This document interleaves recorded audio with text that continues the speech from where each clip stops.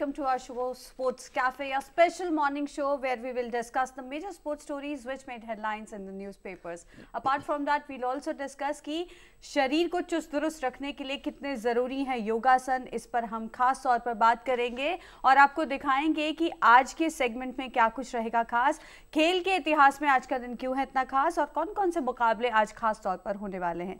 तो चलिए शुरुआत करते हैं और to discuss more on this we are joined by an expert in the studio. We are with mister Shailesh Chaturvedi. आपका बहुत बहुत स्वागत है स्पोर्ट्स कैफे में। Thank you. तो सबसे पहले अगर आज की हम बात करें तो तमाम अखबारों ने क्या कुछ छापा है और कुछ ऐसी हेडलाइंस जो प्रमुखता से दी गई हैं वो खास तौर पर है कि किस तरह से टेबल टेनिस में सौम्यजीत घोष और सानिल शेट्टी मुख्य दौर में पहुंचे।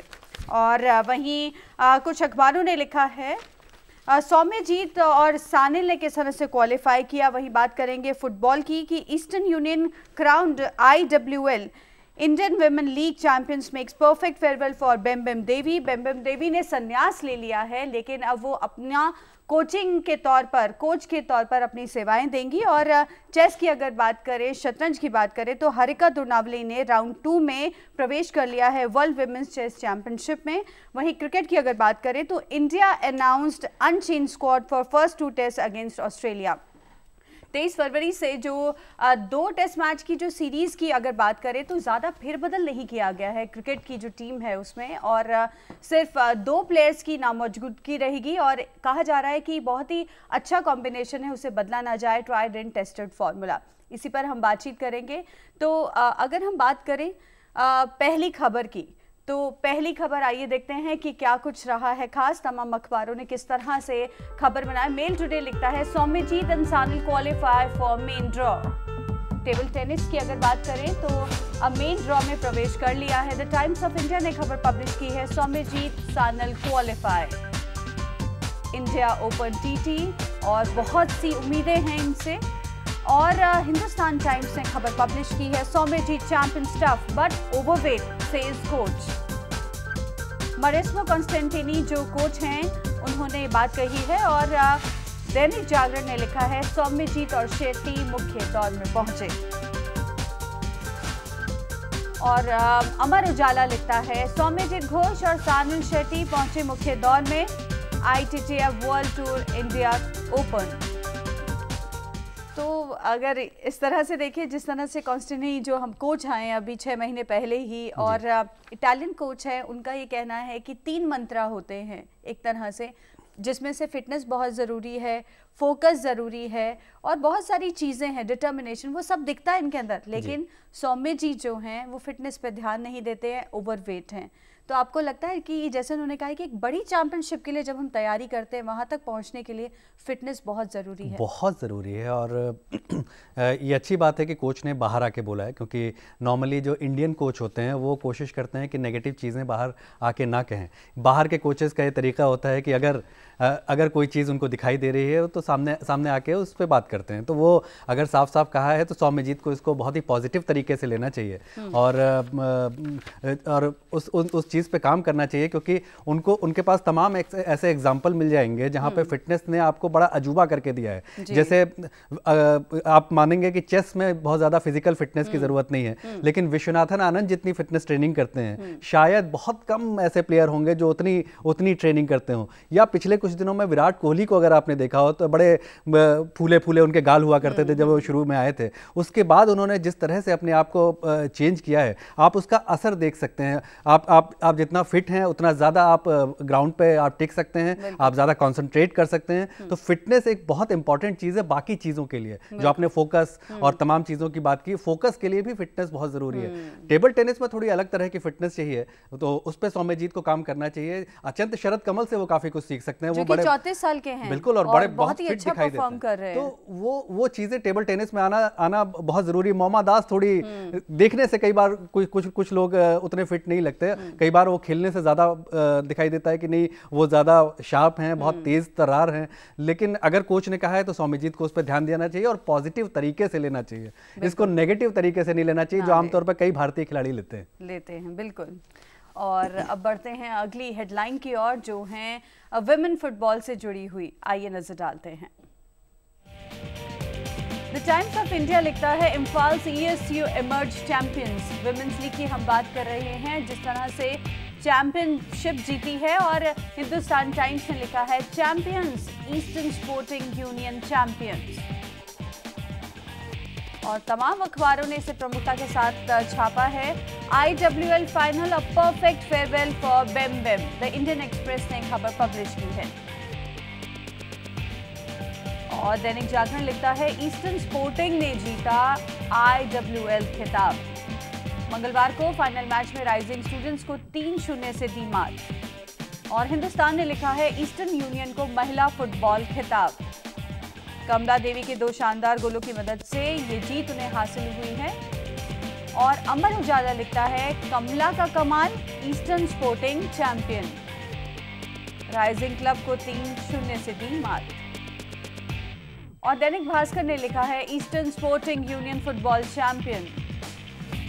इंडियन विमेंस लीग फाइनल में राइजिंग स्टूडेंट्स FC को 3-0 से दी शिकस्त। तो अगर देखें यहाँ पर एक तरह से इस तरह की लीग की बहुत ज़्यादा दरकार थी, हमें ज़रूरत थी और बहुत ही अच्छी परफॉर्मेंस देख सकते हैं हम। देखिए लीग की भी ज़रूरत थी और लीग को थोड़ा ज़्यादा प्रमोट किए जाने की ज़रूरत थी। आप अगर देखें तो उतनी अच्छी कवरेज आपको नहीं दिखाई देगी जितनी नॉर्मली दिल्ली में आपकी लीग हो रही है। तो आप उम्मीद करते हैं कि थोड़ी बेहतर कवरेज हो। और अगर आपने जितनी हेडलाइंस दिखाई, बेम बेम देवी पे सिर्फ एक अखबार की हेडलाइन थी, इससे समझ में आता है कि बाकी लोगों ने उस पर ध्यान नहीं दिया। कोई भी खिलाड़ी जब रिटायर होता है तो वो चाहता है कि उसको रिकॉग्निशन मिले, और जब कोई बड़ा खिलाड़ी रिटायर होता है, वो किसी भी गेम में हो, कम से कम उसको स्पेस दिया जाना चाहिए। तो थोड़ा सा उसको लेके थोड़ी निराशा है, लेकिन आप फेडरेशन को भी प्रमोट करने के लिए कुछ नई चीज़ें करनी पड़ेंगी, कुछ इनोवेशन डालने पड़ेंगे ताकि चीज़ें ज़्यादा लोग देखें। आप चाहें तो पुरुष टीम के कुछ खिलाड़ियों को उसमें इन्वॉल्व करें, किसी भी तरीके से करें, लेकिन कुछ इनोवेशन की ज़रूरत है, क्योंकि महिला फुटबॉल उतना लोकप्रिय नहीं है इस देश में, नहीं पूरी दुनिया में उतना लोकप्रिय नहीं है जब आप पुरुष फुटबॉल के हिसाब से तुलना करें। उसको प्रमोट करने के लिए चीज़ें की जानी चाहिए और थोड़ा ग्लैमर लाना ज़रूरी है, थोड़ा ग्लैमराइज करना, थोड़ा पैकेजिंग करना, थोड़ा इनोवेशन डालना, वो सारा करने से, क्योंकि लीग का मतलब ही है कि आप खेल को प्रमोट करने के लिए आप वो सारी चीज़ें कर रहे हैं। यानी कि शुरुआती थी ना, तो इसीलिए अभी नया फॉर्मूला फिर अपनाए जाएंगे, ऐसा हम सोच सकते हैं। उम्मीद करें कि अगला सीजन में कुछ नई चीज़ें ट्राई की जाएंगी। जी, और अब बढ़ते हैं अगली हेडलाइंस की ओर, जो है चेस से जुड़ी हुई, कि किस तरह से हरिका द्रोणावली ने आगे प्रवेश किया है और अंतिम 32 में फाइनल 32 में अपनी जगह बनाई है। हिंदुस्तान टाइम्स लिखता है Harika wins, Harika dumped Shamima Akhtar of Bangladesh in the tie-breaker game and walked into the final. The Indian Express ने लिखा है Harika beats Lisa to enter last 32 in Tehran. Grand master Harika को लेकर तमाम अखबारों ने खबर छापी है। दैनिक जागरण लिखता है हरिका भी दूसरे दौर में पहुंची। चौथी वरीयता प्राप्त ग्रैंड मास्टर द्रोणावली हरिका ने ये राउंड 32 तक प्रवेश किया। हरिका द्रोणावली विश्व शतरंज चैंपियनशिप के दूसरे दौर में। तो अभी फाइनल 32 तक का अगर हम बात करें तो ये वही लीजा हैं जिन्होंने इनको ड्रॉ पर रोका था। अब यहाँ से तो हिसाब इनका बराबर हो गया, लेकिन आगे जो अब इनकी कठिनाई वो ये होगी कि अब टॉप क्लास प्लेयर्स आएंगी। खुद भी अगर इनकी बात करें ग्रैंड मास्टर के तौर पर जानी जाती हैं, तो इनसे तो उम्मीदें बहुत ज़्यादा बंधी हुई है, बहुत ज़्यादा उम्मीदें। और पहले राउंड में अगर देखा जाए तो हम उम्मीद कर रहे थे कि सफ़ेद मोहरों से जब वो खेलेंगी तो ज़्यादा बेहतर खेलेंगी।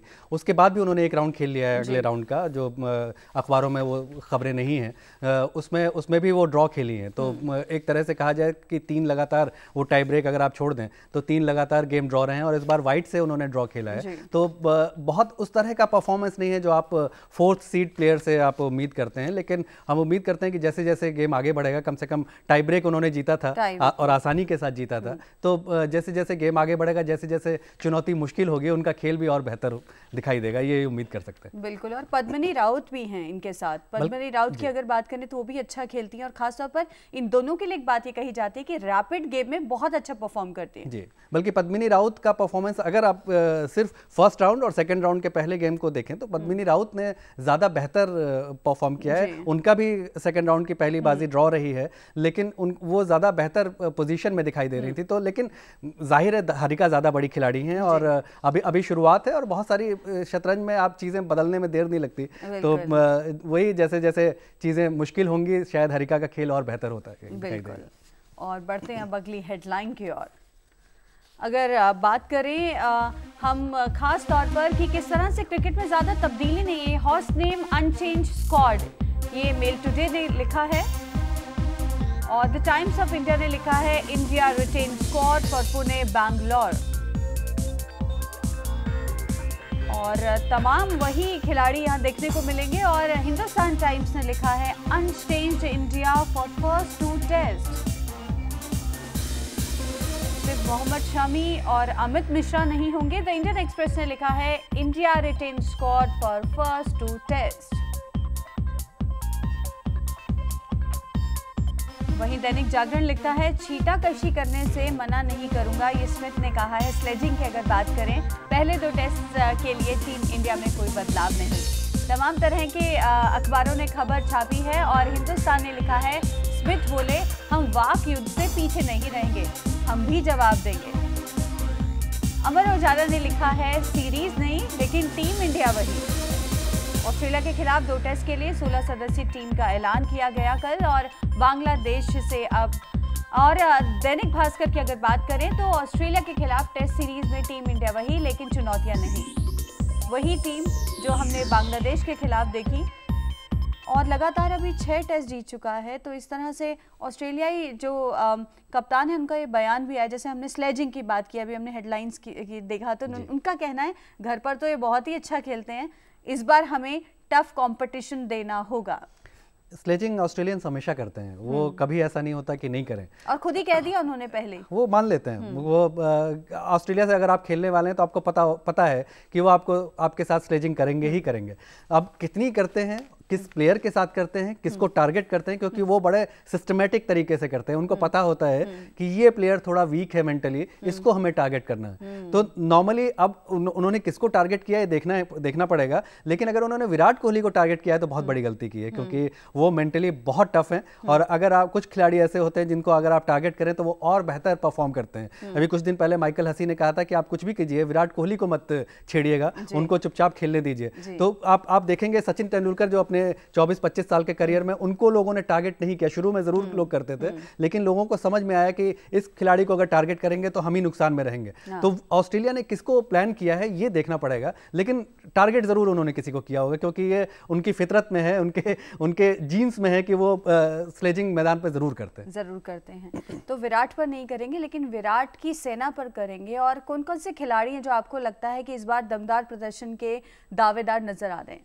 देखिए, लगातार टीम का परफॉर्मेंस पिछले समय से अच्छा ही रहा है और एक बार फिर कह सकते हैं कि हमारे जो स्पिनर्स हैं जो वो उन पे फिर से निगाहें होंगी, क्योंकि अपने देश में जब आप खेल रहे हो तो अश्विन जडेजा 2 मेन खिलाड़ी हैं और अश्विन ने तो लगातार बैट से भी बहुत अच्छा परफॉर्म किया है। तो अश्विन पे एक बार फिर से नजरें होंगी और ये उम्मीद करें कि ओपनर्स की जो प्रॉब्लम थी, जो लगातार रही है, ओपनर्स उतना कामयाब नहीं हो पाए हैं जितनी उम्मीद की जा रही थी, वो प्रॉब्लम इन 4 टेस्ट मैचों में भारत सॉल्व कर पाएगा, क्योंकि उसके बाद हमको बाहर खेलना है और बाहर ओपनर की ज़रूरत ज़्यादा पड़ेगी इंडिया के मुकाबले, क्योंकि इंडिया में पिचेस जिस तरह की होती हैं, अगर पहला विकेट जल्दी गिर भी जाता है तो बाकी लोग संभाल सकते हैं। लेकिन ऑस्ट्रेलिया, साउथ अफ्रीका, इंग्लैंड जैसे विकेट पे अगर जल्दी विकेट गिरा तो आपकी पूरी टीम निकल सकती है। तो वो वाली प्रॉब्लम सॉल्व हो जाए और बाकी तो स्पिनर्स पे उम्मीद है पूरी। एक नई टैक्टिक्स और नई स्ट्रैटेजी के साथ उतरेगी टीम इंडिया भी, और वहीं से ऑस्ट्रेलिया की तरफ से भी अलग अलग तरह के बयान आ रहे हैं। बढ़ते हैं अगली हेडलाइन की ओर, जो है क्रिकेट से जुड़ी हुई कि किस तरह से कपिल देव ने रिमार्क किया है कोहली के लिए। आइए देखते हैं।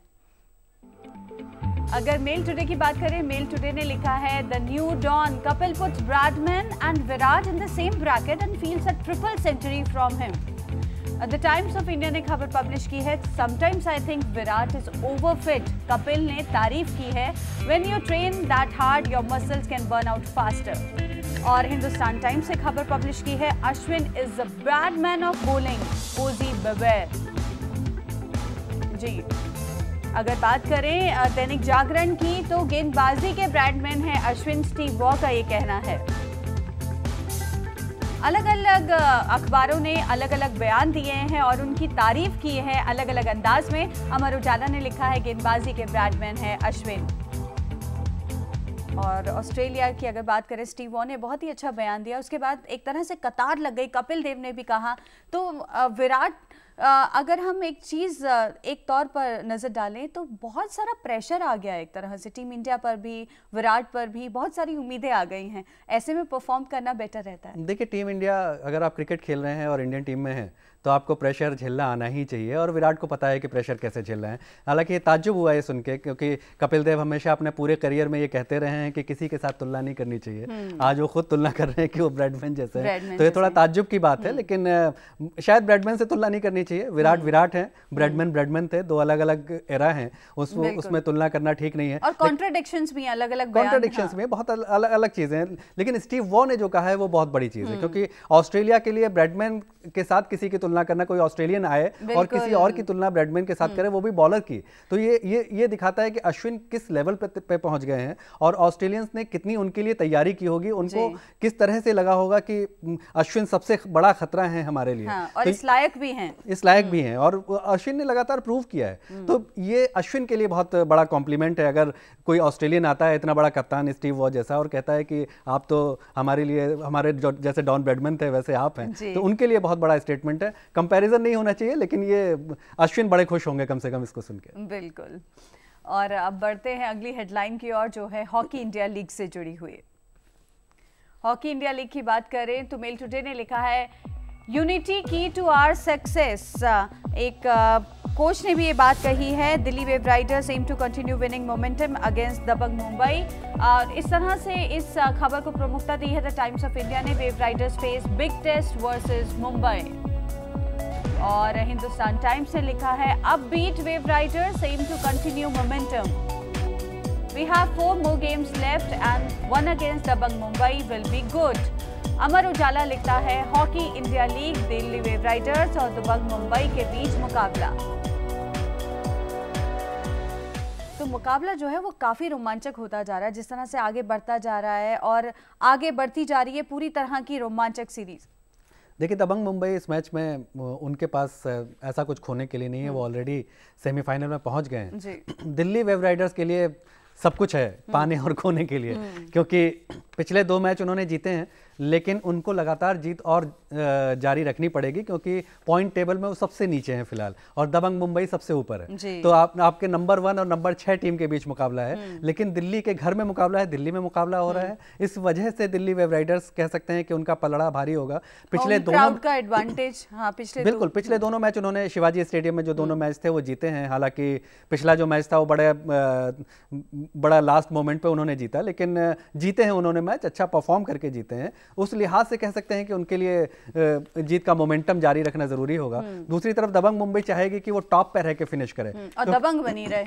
बिल्कुल, क्योंकि आप टॉप पे रह के फिनिश करते हैं तो आपका मोराल बेहतर होता है, आपके पास चांसेस बेहतर होते हैं फाइनल में पहुंचने के। और वो पहली बार सेमीफाइनल में पहुंचे हैं हॉकी इंडिया लीग के, तो यकीनन वो इस समय कम से कम मोमेंटम खोना नहीं चाहेंगे। उनके सिर्फ 2 मैच बाकी हैं लीग के, तो इस समय मोमेंटम खोने का मतलब है कि आप फिर उसके बाद नॉकआउट राउंड जब आएगा तो आप बाहर हो जाएंगे। तो उस लिहाज से देखा जाए तो दोनों टीमें ही जीतने के लिए उतरेंगी, लेकिन खोने के लिए ज्यादा दिल्ली वेव राइडर्स के पास। अगर हम बात करें फॉरेन प्लेयर्स की, विदेशी खिलाड़ियों के साथ हमारे प्लेयर्स खेल रहे हैं, कुछ ना हो लेकिन एक तरह का एक्सपीरियंस है, उनसे हम नई चीज़ें सीख सकते हैं और हॉकी को आगे लेकर जा सकते हैं। यही एक बड़ी बात कहेंगे हम। देखिए, दिल्ली ये जब हॉकी इंडिया लीग शुरू हुई थी उससे पहले अगर आप किसी भारतीय खिलाड़ी को, एक जनरल भारतीय खिलाड़ी को जेमी डॉयर जैसे खिलाड़ी के साथ खड़ा करें तो उसको थोड़ा अजीब लगता था, उसको लगता था कि मैं किसी हीरो के साथ खड़ा हुआ हूँ। आज वो दोस्तों की तरह हैं सारे, जितने भी बड़े खिलाड़ी हैं, और हर कोई भारत आने के लिए तैयार दिखाई देता है, जो पहले नहीं दिखाई देते थे। तो आज अगर आप देखें, जब इंडियन टीम खेलती है तो झिझक जो होती थी, क्योंकि आप अपने उतने बड़े खिलाड़ियों के साथ आप बहुत ज्यादा नहीं खेलते थे, वो झिझक पूरी तरह खत्म हुई है। और उसका नतीजा है कि हम पिछले कुछ सालों में हमारी इंडियन टीम ने बहुत अच्छा परफॉर्म किया है, चाहे वो एशियन गेम्स हो, चाहे वो चैंपियंस ट्रॉफी हो, चाहे हॉकी वर्ल्ड लीग हो, और चाहे ओलंपिक्स भी हो। ओलंपिक्स में भी हमारा परफॉर्मेंस ठीक रहा है। तो इसका हॉकी इंडिया लीग का बहुत बड़ा रोल फायदा मिल रहा है हमें। बिल्कुल। और अब बढ़ते हैं अपने अगले सेगमेंट की ओर, जो है योगा से जुड़ा हुआ। जब हम माइंड, बॉडी और सोल की बात करते हैं तो योगा फोकस करने में हमारी मदद करता है, यानी कि मन और दिमाग का शांत रहना, एकाग्र रहना बहुत ज़रूरी है। इसीलिए हम आपके लिए लेकर आते हैं योगा सेगमेंट। आइए देखते हैं क्या कुछ आज खास बताने वाले हैं रमनीश वत्स योगाचार्य।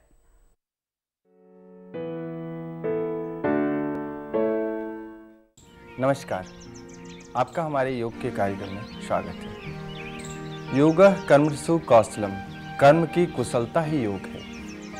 जैसा कि हम जानते हैं, कोई भी कार्य करें लेकिन हमें उसमें प्रवीणता लानी पड़ती है, कुशलता लानी पड़ती है। अब उसको ध्यान में देखते हुए हमने 2 आसन लिए हैं जिसमें हम प्रवीणता लाने की कोशिश करेंगे। पहला आसन है डिंभासन और दूसरा आसन है हनुमान आसन। डिंभासन चक्रासन की एडवांस स्थिति, चक्रासन के भांति ही, लेकिन इसमें हम दोनों पैरों को पकड़ते हैं, पीछे की ओर ले जा अपने शरीर को पीछे की भाग की ओर ले जाते हुए दोनों पैरों को पकड़ने का प्रयास करते हैं। अब हम सबसे पहले डिंभासन को विधि जानने का प्रयास करेंगे। डिंभासन में हम सबसे पहले चक्रासन की स्थिति में जाने का प्रयास करते हैं। सांस भरते हुए धीरे धीरे पीछे की ओर ले जाते हैं। उसके बाद हम कुछ देर इसमें रुकते हैं। उसके बाद दोनों हाथों को धीरे से अपने दोनों टखने से नीचे के भाग को पकड़ने के बाद थोड़ा देर 30 सेकंड तक 20 सेकंड तक रुकने का प्रयास करते हैं। डिंभासन एडवांस स्थिति मानी जाती है। एडवांस स्थिति को देखते हुए ही हमने कहा 15 से 20 सेकंड, उससे ज़्यादा रुकना संभव तो हो सकता है, लेकिन 15 से 20 सेकंड पर्याप्त मात्रा में मानी जाती है।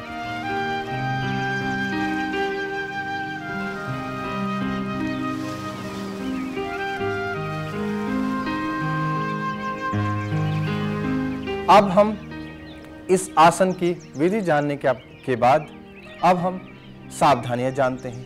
सावधानियों में सबसे पहले हम देखेंगे कि हमारे फिर से पीठ में, गर्दन में ज़्यादा तकलीफ हो रही हो, हमें कमर में दर्द हो रहा हो, तो आप यह आसन ना करें। इसके बाद अब हम फायदे जान लें, लाभ क्या है इस आसन को। जैसा कि हमने कहा चक्रासन की एडवांस थी। चक्रासन में हमारे बहुत सारे बॉडी के जो ऑर्गन्स होते हैं वो मसाज हो जाते हैं, और मसाज के होने के साथ साथ हमारी रिप्रोडक्टिव सिस्टम को आप देख लीजिए, सर्कुलेटरी सिस्टम को देख लीजिए, इंडोक्राइन सिस्टम को देख लीजिए, एक्सोक्राइन सिस्टम को देख लीजिए, चाहे रेस्पिरेटरी सिस्टम को देख लीजिए। सारे के सारी बॉडी में जो सिस्टम है वो चुस्त दुरुस्त हो जाते हैं, सारे एक्टिव हो जाते हैं। इसके बाद अब हम दूसरा आसन लेने का प्रयास करेंगे। अब दूसरा आसन हमने क्या है, हनुमान आसन। हनुमान जैसा नाम से ही प्रतीत होता है, भगवान हनुमान की तरह।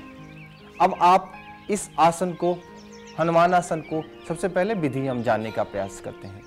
विधि सबसे पहले हम दोनों पैरों को एक साथ मिलाते हुए खड़े होकर के या बैठ करके भी किया जा सकता है, लेकिन हम सबसे पहले खड़े होकर के हम इसको करने का प्रयास करेंगे। खड़े होने के बाद सबसे पहले हम धीरे धीरे अपने दोनों पैरों को धीरे धीरे स्ट्रेच करते हुए पीछे की ओर ले जाएंगे। बायां पैर को हम आगे की ओर ले जाएंगे और दाहिने पैर को पीछे की ओर ले जाएंगे। इसके बाद हमारा नितंब जो है बिल्कुल जमीन से टिका हुआ होगा, जांघ बिल्कुल सटी हुई होगी। इसके बाद दोनों हाथों को ऊपर की ओर ले जाते हुए 30 सेकंड से फिर से 45 सेकंड तक हम रुकने का प्रयास करेंगे।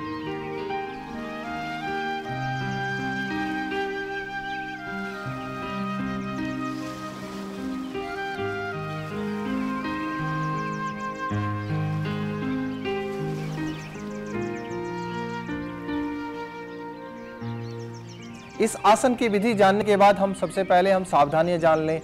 जांघों में तकलीफ हो रही हो, या आपको गर्दन में कोई तकलीफ हो, या आप किसी और समस्याओं से पेट में अल्सर हो या फोड़ा हो, इस तरह की कोई समस्या हो, तो ये आसन को बिल्कुल ना करें। लेकिन सामान्यता में जो इंसान है, जो व्यक्ति हैं, वो जरूर कर सकते हैं। यह हनुमान आसन अत्यंत उपयोगी आसन माना जाता है। आज आप देखते हैं कि महिलाएं हैं, पुरुष हैं, बुजुर्ग हैं या बच्चे हैं, हर तरह के लोग अलग अलग समस्याओं से आज ग्रसित हैं। अब इन समस्याओं से कैसे हम निजात पाएं, इस आसन को आप देखने का प्रयास करेंगे कि हनुमान आसन महिलाओं के लिए खास करके अत्यंत उपयोगी आसन माना जाता है। चाहे वो मासिक धर्म की समस्याओं से ग्रसित हो या और रक्तस्राव की समस्या हो, तो उसके लिए बहुत ही उपयोगी आसन माना जाता है।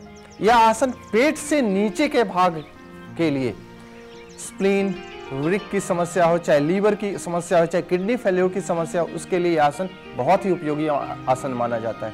अब इस आसन को करने से आप देखेंगे कि अजीर्णता जो है वो आपकी बिल्कुल दूर हो जाती है, बुढ़ापा वो खत्म हो जाता है। उसके बाद बुढ़ापा खत्म होने के साथ साथ आप देखेंगे आप अपने आप को यौवनावस्था में लाने का प्रयास कर सकते हैं। यह आसन से पेट और गैस्ट्रोटाइटिस की प्रॉब्लम है, उसमें भी यह आसन अत्यंत उपयोगी आसन माना जाता है। तो आज के लिए इतना ही। हम आशा करते हैं आप इन दोनों आसनों के माध्यम से भरपूर लाभ उठाने का प्रयास करेंगे। नमस्कार। तो देखा, आज हम हमेशा यही कोशिश करते हैं कि आपको दिखाएं योग में क्या कुछ नया है। आज नया हमने एक आसन सीखा, हनुमान आसन, और फ़ायदे भी जाने। आपको क्या लगता है जब हम योगा करते हैं शैलेश जी, तो कंटिन्यूटी जो है वो बरकरार रहनी चाहिए? बिल्कुल। और अभी ये जो आसन थे कम से कम बिना एक्सपर्ट के बिल्कुल ना करें, योगाचार्य की सलाह से ही करें, क्योंकि ये थोड़ा एडवांस स्टेज के आसन है। तो शुरुआत अपने घर पे कर सकते हैं, लेकिन उसके बाद एक्सपर्ट की सलाह लेने के बाद ही इस तरह के आसन पे जाएं, नहीं तो आप खतरे में पड़ सकते हैं। हमारे आपके जैसे लोग जिनकी फिटनेस की स्थिति बहुत ही खराब है। जी हाँ, लेकिन आप बिल्कुल फिट लग रहे हैं, ऐसा नहीं है जी। तो अगर हम बात करें इन आसन की, तो वाकई हमें ऐसा लगता है आप भरपूर इसका लाभ उठाएंगे। आप जिस तरह से हमसे कोई परामर्श देना चाहते हैं, प्रतिक्रिया देना चाहते हैं, कोई सजेशन देना चाहते हैं, और तो आप हमें सोशल मीडिया पे फॉलो कर सकते हैं। लेकिन अब आपको दिखा दें कि खेल के इतिहास में आज का दिन क्यों है इतना खास। आज के दिन अगर बात करें 1978 में न्यूजीलैंड के खिलाफ वेलिंगटन में खेले गए टेस्ट मैच की दूसरी पारी में इंग्लैंड की टीम सिर्फ 64 रन पर आउट हो गई। इससे उसे 72 रन से हार का सामना करना पड़ा था। तो ये था आज के दिन में खास जो ये रहा कि अब हम एक नजर डालते हैं कि आज कौन कौन से मुकाबले हैं वो होने वाले हैं। खासतौर पे बात करें तो हॉकी इंडिया लीग का 5वां संस्करण 2017 में आज दिल्ली वेव राइडर्स और दबंग मुंबई के बीच मुकाबला आप देख सकते हैं। आई लीग फुटबॉल की बात करें तो मुंबई एफसी और मोहन बागान के बीच आज मुकाबला होने वाला है। तो हमारे साथ स्टूडियो में मौजूद थे जाने माने स्पोर्ट्स एक्सपर्ट शैलेश चतुर्वेदी जी। अपना कीमती वक्त देने के लिए, एम खबरों पर चर्चा के लिए आपका बहुत बहुत धन्यवाद।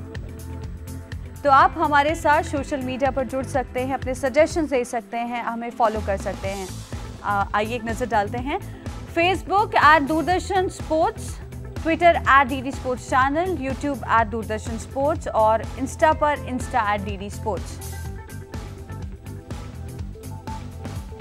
So that's all we have for you in today's Sports Cafe. Till we see you tomorrow, it's goodbye from the entire production team. Namaskar.